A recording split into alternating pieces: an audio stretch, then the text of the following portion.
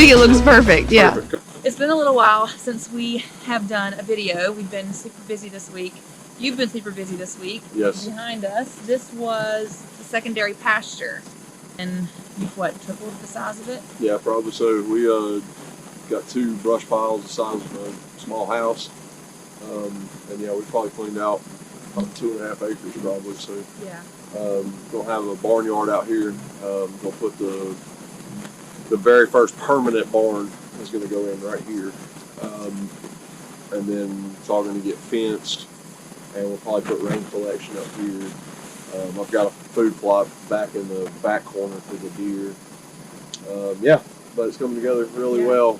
But yeah, lots of hard work. We'll take some video of the area around and show you the damage. But today's kind of been a brainstorming day, talking about the barn, thinking about how big we want the barn to be, dimensions of that, and then we thought, man, let's just kind of talk through some things that we've learned about homesteading. It's been 6 months. Yeah, and 6 months. And some things that we looked for when we bought this piece of land, because we've had a few other people that have kind of reached out and said they were thinking about doing something similar, or maybe they already are and they just don't really know how.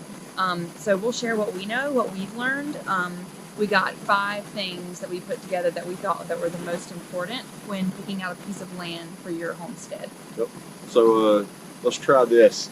If you like the video, please subscribe to the channel and smash the like button for us. Yeah, We'd appreciate give us a big it. thumbs up. That way we'll know it's helpful. All right, top 5 things to consider when purchasing your property for homesteading. Okay, number 1 is the overall value of the property. Yep.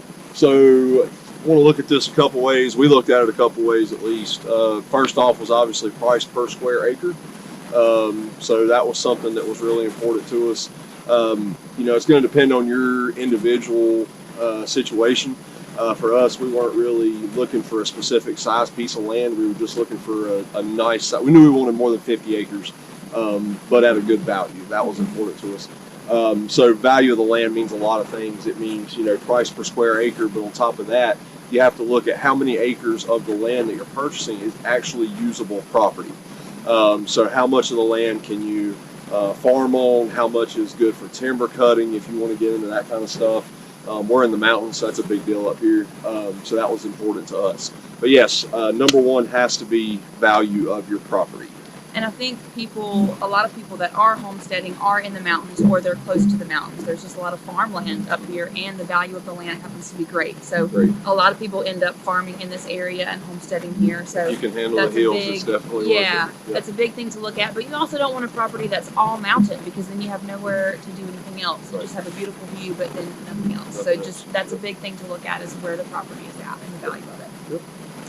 Okay, and then the second thing, this was actually the biggest thing. We wanted to make this number 1. We decided to make it number 1A, because it is extremely important, we feel like, and that is the initial labor capital investment. So how much work are we going to have to put in up front? How much work are we willing to put in up front to get to the overall goal? Yep. And for us, the most important thing to us was the property itself. There was a list of things that we wanted to make sure that every property had. I don't mind hard work, so you know, this is basically grunt work.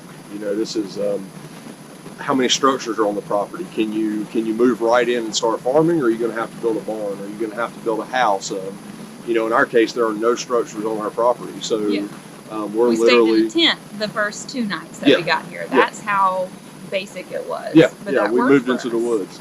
It worked for us. So we've built a potty so far. We've built a couple decks for comfort. Try to make it a little softer, but now it's time to put in some back-breaking work and start on the barn. And you know, we got a barn to build, we got a greenhouse to build, I got a house to build. So we're busy. We're busy. But that's the initial labor capital investment that we're talking about. Is how much sweat and labor equity are you going to have to put in before you can get your first animal, or before you can start crossing goals off your list, or before you can start generating income off your property. And that depends.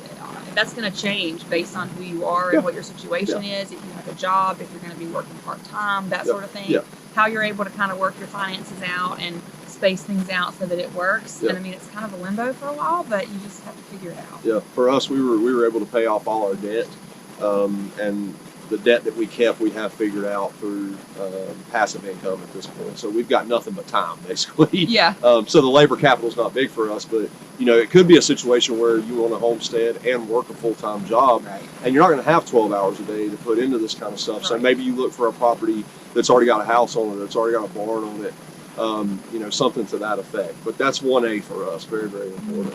I guess convenience wasn't a big thing for us. We were like, oh, we'll just take the bare property and Yeah. put the structures on it ourselves. Because it wasn't a big brought the thing. best overall value of the property, which is For our us. was our number one thing for us. Yeah. Yep. And it was the happy medium size wise with our acreage with the 60 acres. Number 2. All right. Number 2. So the income potential of the land. So I'll let you take the lead on this one. Okay, so for us, homesteading was about self-sufficiency and not having to work a job where somebody else signs our paychecks and controls how many hours of our day, we spend making somebody else's dreams come true.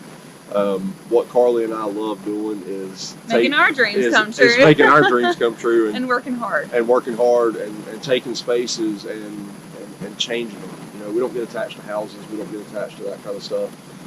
We get attached to the sweat equity that we put into stuff and the transformation and the process of it. And the memories we make, like, along the way, as corny as that sounds. I mean, that's kind of part of the fun. Yeah, so that's kind of what led us to buy such a big piece of property, is because we figured we'd never run. We had to quit moving, and we figured we'd never run out of projects here.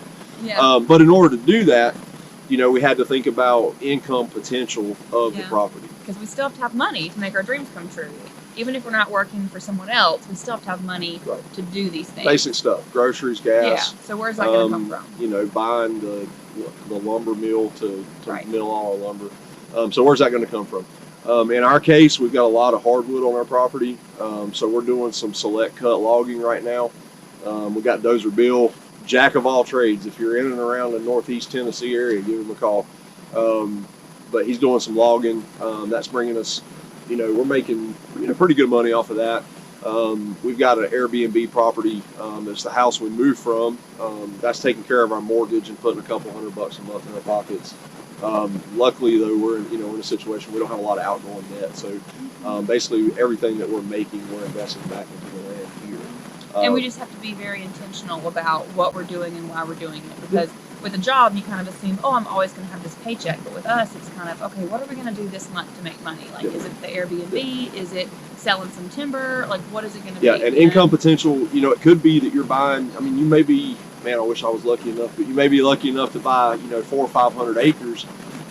Maybe you can put 1,000 cows on it, maybe you buy an existing farm. Yeah, it just, the income potential is going to vary. You have to be open-minded. You have to be willing to think outside the box. But every piece of property has income potential, no matter how big it is. Mm-hmm. So that's something that you really need to look for when you're purchasing the land. We called that the X factor when we were looking at different properties. There would always be like one thing that would stand out. Would be like, oh, this property is so great, and it has this. Whether it was like a natural spring or whether it was like massive amounts of acreage or whatever. There's always like an X factor, and this one just had the most X factors, so that helped us a lot. Yep. And then I think we got lucky too that you've been in the line of work with carpentry and building and making my dreams come true. So you came up here and were like, okay, let me get to work. So clearing land and building structures and things like that. He loves doing that. He's already been doing that for a while.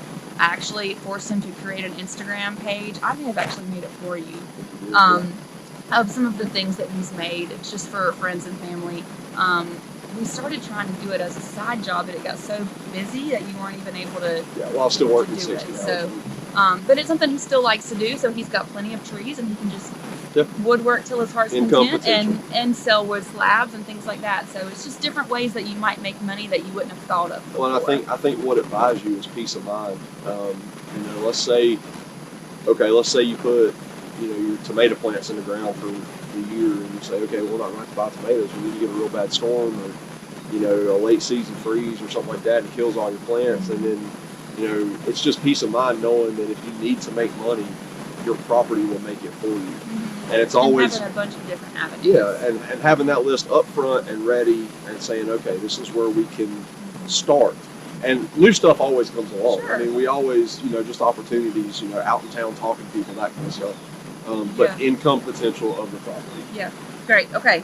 Number 3, so we kind of already touched on this a little bit, but number 3 for us was, what is the access to natural resources? So when you're homesteading, a big thing is, where am I going to get my water from, and am I getting good sunlight, wind, things like that. So for us, this was a no-brainer. This property has a natural stream, I guess, it's a spring that runs all the way down the property and then kind of collects at the bottom. So we kind of dammed it up to make some little tiny ponds. There's a lot we can do with it, with rain collection. We'll be talking a lot more about that, but that's huge for us to be able to supply our own water, and it's clean and fresh. Well, and also having enough full sunlight space to put in solar, because we were talking about it earlier. Yeah. You can't put solar power in. You're gonna be hooked up to the grid for the rest of your life, and the whole self-reliance thing kind of. It doesn't really go out the window, but little pieces of it start to go away. Yeah. And a lot of times, if you're way out and you want to wire your house at the top of the mountain, they charge you a crazy amount to wire it to be on the grid. So long term, if you can do solar, it makes more sense. So finding an area that has a flat area that gets sunlight all day is very important. Bo just ran all the way up the hill. He brought his toy. Come here, Bo. Oh wow. Come here, we'll try to look at this. Come here, boy. This dog just ran a half a mile. He needs to eat more. He's getting skinny. He's running too much. Bring me his toy. All right. Wow. All right, where were we? Anyway, so access to natural resources. So is wind important to you? Is that something you want to try to harness? You can do wind energy. I mean, there's, lots of options. Some properties have natural gas wells on them. Some properties, have coal deposits and that kind of stuff on them. I mean, you just never know what you're going to get into. But do your research and find out what you're getting into so that you know what to expect. That peace of mind, I can't overstate that enough. I mean, peace of mind goes a long way out here. Yeah. Okay, so number 4. The fourth thing that we thought was important was the overall terrain. So we've touched on that a little bit too, but speaking of the lay of the land, trying to figure out how much of that is pasture land. If you're going to be farming, which is not something that I grew up doing, but it's something you grew up doing, so it's something he knew to look for was, okay, can I just move right in and set up pasture land, or is it going to take effort? And we've put in a lot of effort in this field already, and we just started getting it set up. So there's a lot of effort involved. Yeah, and do you, is it rocky terrain? Is it going to be a pain in the ass every time you want to dig a hole? Yeah. If you're in good for growing things. Exactly. If you're in the mountains, get ready for rocks. Is it going to be good for growing stuff? What are the pests like? I was really worried about pests. It hasn't been that bad, but I was worried about like mosquitoes and ticks and things like that, and that actually hasn't been a problem. Yeah. But one of the things that's just a quick tip: if you want to look for good soil, stick your hand in it, and dig a bunch of it up, and see how much organic material's in it. If you dig it up and it's got an earthworm in it, you're probably pretty good. Yeah. We looked for stuff that was clay light. There's still a lot of clay, but what you gotta look for too that we found is these little rock deposits that's everywhere. Yeah, the rock grotto, like mountains. And things. Yeah. So you've got ledge rock, you've got the little gravel that runs along all the creeks up here. Which is incredibly expensive if you're trying to buy that, by the way. But for us, I mean, it's on our mountain, so we're able to move with the tractor and create stairs out of it or create granite slabs. So that's something that is important to us and fun for us, but that may be something that other people aren't interested in. So it just kind of varies. So how's the terrain? How's the terrain? All right, and then the very last thing that was kind of important, this is more of a convenience thing, is just how far away it is from major cities and stores. I don't go to town. This originally was my number one thing, because going from the normal life of working a job and being so busy and having appointments to this is life-changing. It's totally different. So you have to go from a mindset of like Wi-Fi and Netflix and grocery stores and like Redbox movie and like stuff like that. Yeah, it's completely different. So for me, I was like, well, I want to be close to a major town. I want to be close to Knoxville. I don't know anything about Knoxville. So do your research, figure out what places you actually want to be close to, what's important to you, what kind of stuff do you want to be able to do when you're able to actually go out again. How far do you want to drive to go to the grocery store? So for us, that happy medium was about an hour to go to like big stores like Lowe's, the grocery store, the butcher shop, things like that. Well, and here's a tip too. When you're doing your research on Google is going to tell you that basically the closest town, is the biggest town. Right. If you're just looking it up. That doesn't mean that there aren't 5 or 6 different towns in between you and that town where you can find a Lowe's, a a grocery store, the stuff that you need day to day. The little mom and pop stores that you just kind of have to be there to find out. They're not on Google. Yeah, and what I really recommend is going to any place. Go to the property that you're planning on buying and drive different directions and see how long it takes you to go get a cheeseburger or to go get a Red Bull or and make whatever. sure you like that drive, because you're going to be making it every time you need to go somewhere. So for us, we love to drive because we have beautiful views on the way out. We don't really ever see any people. It's all farmland. The closest store is a Dollar General, so if we need anything, basically, we're good. So that works for us, but you have to actually be there and see it for yourself to make sure that it's a good property for you guys. Yep. So that's our top 5. So that was the 5 things that we looked for in our property. We've had a couple of friends that have messaged us and have asked, how did you do this? And, I've wanted to respond back, but we just have been busy. So I thought, well, maybe I'll just make a video and we'll say what we've learned so far, top 5 things we looked for. It's been a wild ride. I would recommend it to anybody. If you can stand being outside 90% of your day, and that's something that you love, and, it's amazing. It's very rewarding. It's super rewarding. I recommend it. And what's coming up next? We do have some upcoming videos that will be fun, I guess. Fun for me to shoot. Probably not fun for you because you're going to be working. But getting the barn set up. I mean, that's what we're going to be doing. Now that we've got the land cleared, we're going to get all these brush piles out of the way, open everything way up, and then it's time to work on the barn. So we're going to have some structures going up pretty soon, and stuff's going to be rolling on in. Yeah, we're going to be hopefully burying the poles for the barn. Hopefully by the end of next week is hopefully that's the goal. So always have a plan B though. So. We got a plan B. Just keep working. So stay tuned. Thanks for watching. Thanks for watching. If you are, guys. We really appreciate it. Bye.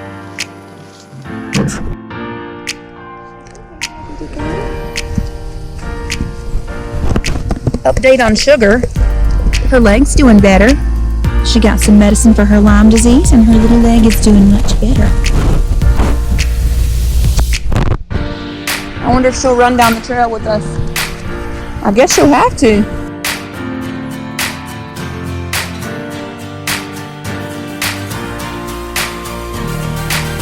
You made it, Sugar. Good girl. You made it down the mountain.